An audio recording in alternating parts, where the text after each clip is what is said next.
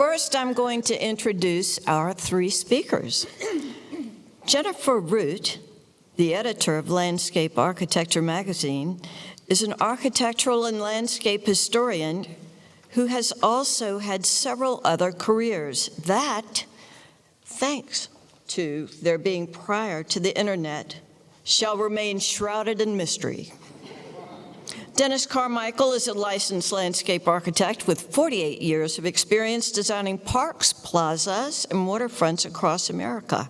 He has 36 years of experience trying to get plants to live in the marine clay of Hollin Hills. He is a principal at Carmichael Associates. Mila Antova is one of the co-chairs of the 2024 ASLA Legacy Project, a collaboration that promotes transformational change east of the river in culturally diverse and historically rich Anacostia. Earlier this year, Mila went on a trip to Japan to research her interest in hands-on outdoor learning and the benefits of connecting children with nature. And now, we're starting with Jennifer. Thank you. Thank you. All right. Let's see. Can you guys hear me? Yeah?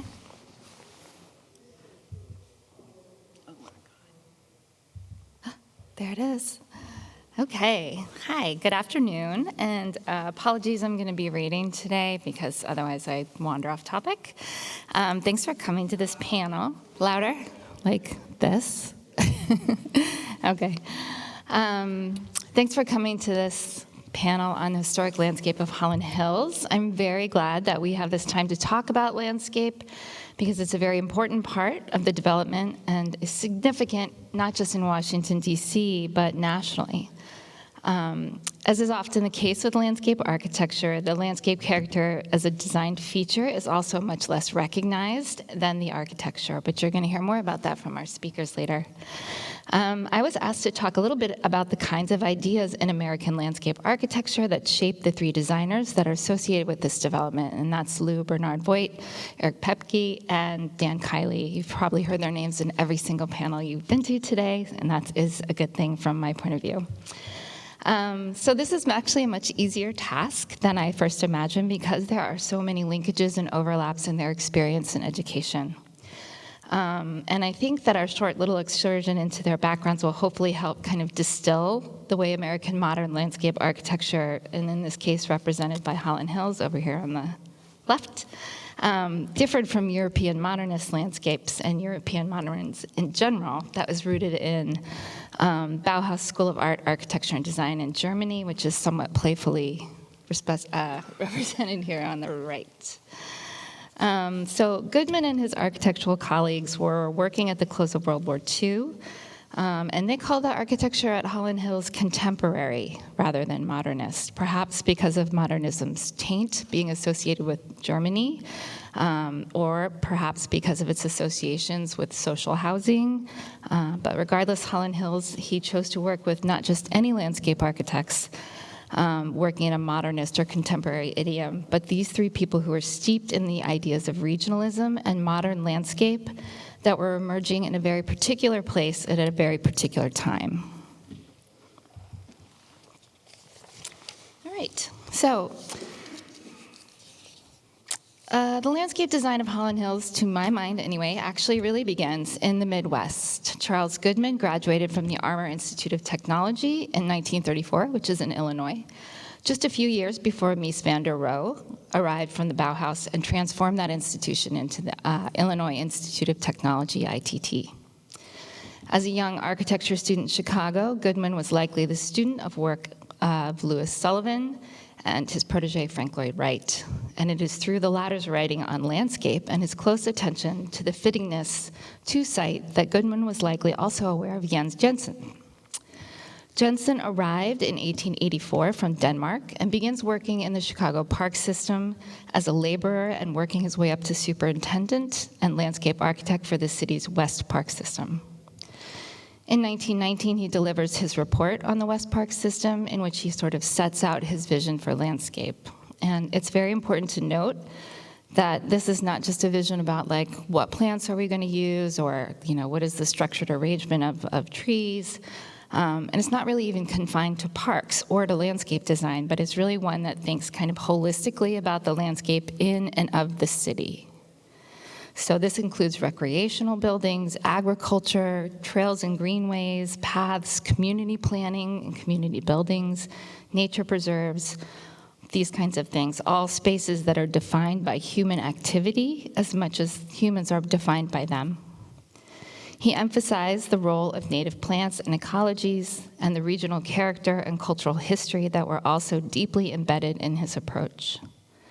After Jensen leaves the Parks Department and starts his own firm in 1920, Jensen worked on many public and private commissions with other like-minded architects in the region, sometimes called the Prairie School, including Wright, and there were many large estates designed in the 20s and 30s, as well as lots of forest preserves and other kind of conservation efforts that Jensen was involved with. This is what he's really known for. So in Jensen's work, you can see both the kind of beat of meadow and woodland that derives from Olmsted and Vaux and their kind of great urban parks, especially around the East Coast, but also a very conscious attempt to elicit emotion and experience that relates to the character of place.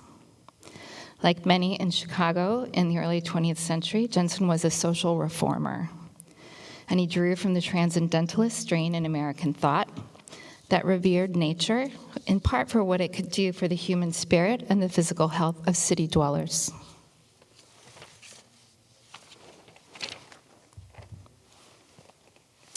You can kind of see that. All right, good enough.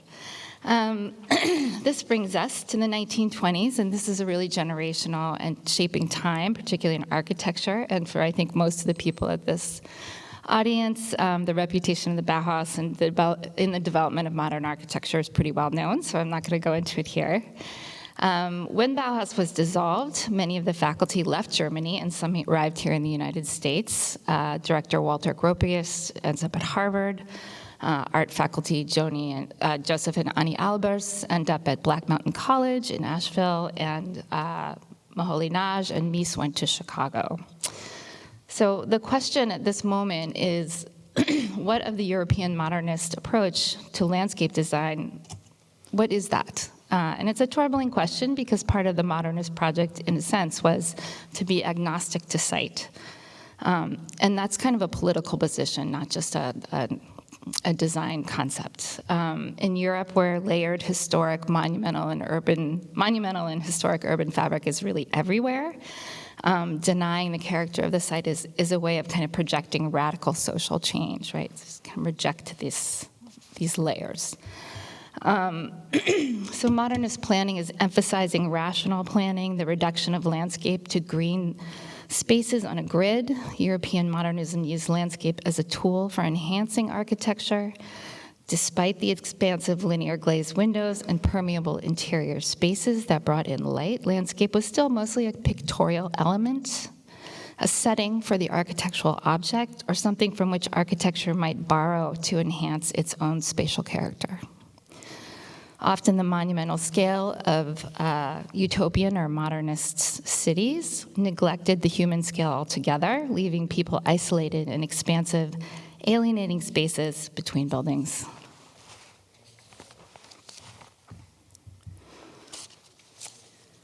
So into this picture comes our three heroes, the three landscape architects. They're educated in the 1930s. Two of them served during World War II. They arrived through various different pathways in Washington, D.C. in the early 1950s. In 1936, a year before Gropius arrives at Harvard, Daniel Urban Kiley entered the landscape architecture program after working in Warren Manning's office, where he meets Gerrit Ekbo and James Rose. As emerging landscape architects, Kiley, Ekbo, and Rose were excited by modernism, but were still learning European Beaux-Arts landscape design in school.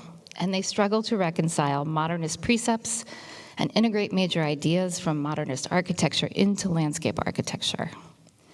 Kiley did not stay very long at Harvard, and he left to open his own office in the Northeast. He doesn't graduate, but he stayed long enough to co-publish 3 really very influential essays in pencil points that attempted to articulate something more expansive, a modern landscape architecture that was focused on people and the way they might wish to live now.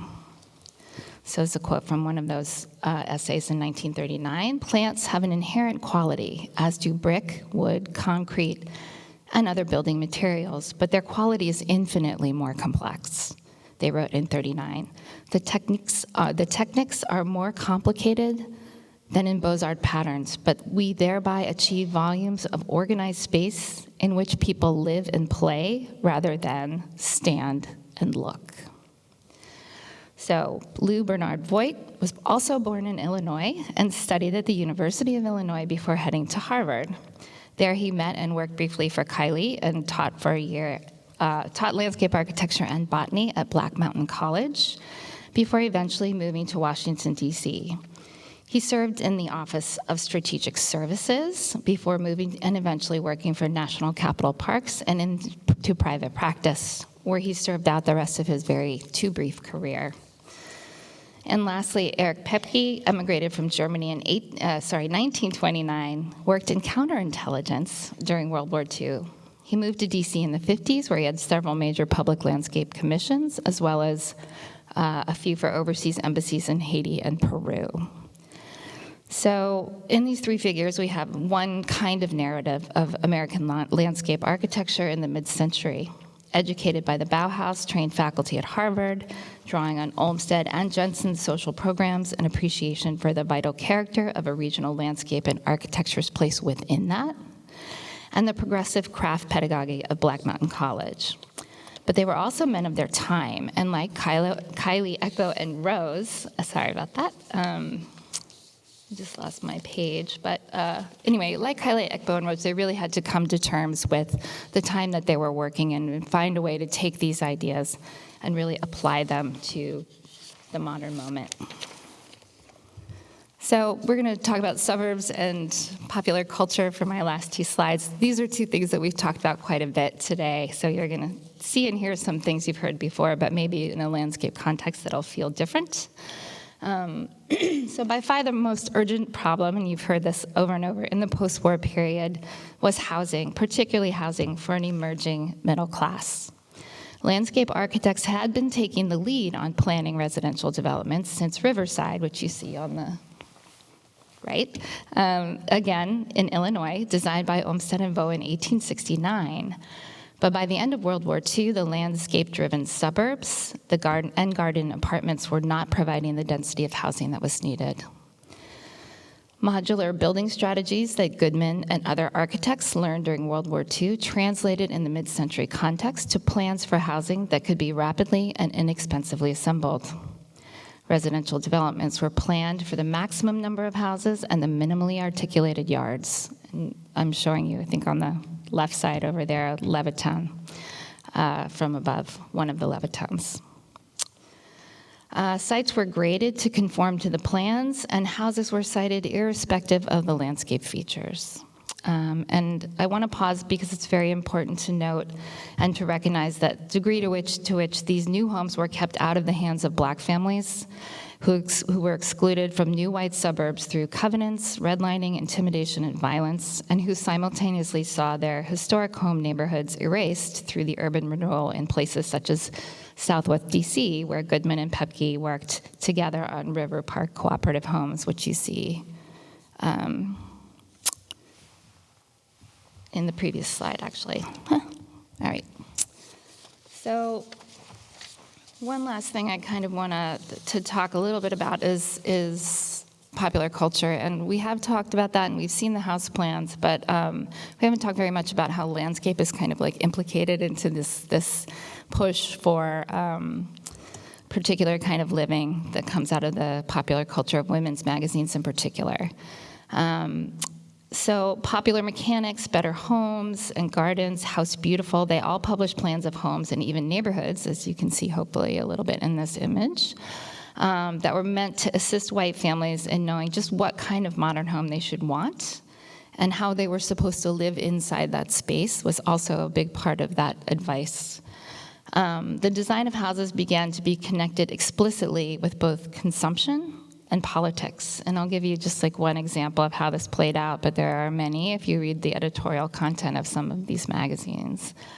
As the architectural historian Diane Harris has argued, the editorial voice in particular of House Beautiful vehemently rejected European modernist architecture, which they then called the international style, as un-American and a threat to families, and exhorted its readers to embrace the architecture of Frank Lloyd Wright instead. So like this moment is one in which we're not just talking about like landscapes for living, as Gerrit Ekbo called them, but this is really a political position, like the kind of architecture you are choosing and landscape you're choosing is going to have an effect on the democracy you're living in. Intentionally defined against the conformist Levintowns, the outdoor living spaces, which are very gendered, in these contemporary homes were important extensions of the family sphere. Privacy and screening from one's neighbors, which I thought was interesting, seeing the fences in the previous panel, were an important function of the landscape itself, and readers were expected and repeatedly urged to see the terraces and the play spaces and the gardens as places where their individuality would be expressed and family recreation taken. So in these contemporary suburban homes, the landscape design, though it is like more varied than perhaps it was in Levittown and other modular housing developments, it's still in the service of the architecture to some extent. So I don't know if you can, they're not very clear, but anyway, these are two lovely drawings that are at the Library of Congress by Lour Bernard Voigt. I especially like this one on this side, which shows the way that the planning was done before the houses were sited. And the contour lines of the topography of the neighborhood are really visible here. And you can see the attention that they're bringing to the site experience. And even as much as people are saying like, oh, well, the nature is very important and we're siting the houses in a certain way, like that these landscape ideas come from Jensen and they come from Olmsted, and they're made modern and American in this really very unique context at Hollin Hills. So with that, I'm going to hand it over to Dennis. Thank you.